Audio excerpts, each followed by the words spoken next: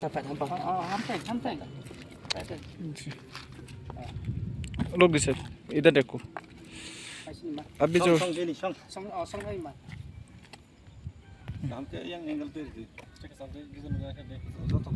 नाम क्या है आपका? बांग्लादेशी समस्या हो रहा है।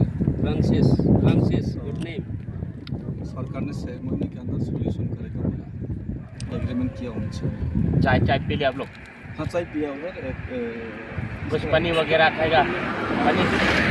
पानी हाँ, पानी पी सकते। आप मेरा लड़का पानी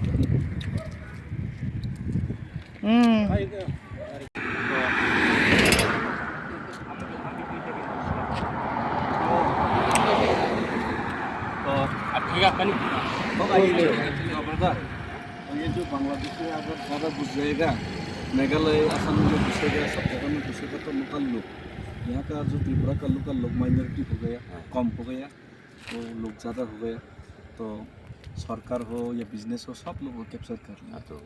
तो सब जगह में ऐसा होने से जमी भी वो लोग ले लेगा। ऐसा करके जो लोकल लोग हैं, खुद का ज़मीन पे खुद लेबर बन जाएगा, खुद का ज़मीन में खुद का हक नहीं होगा। तो इसलिए हम लोग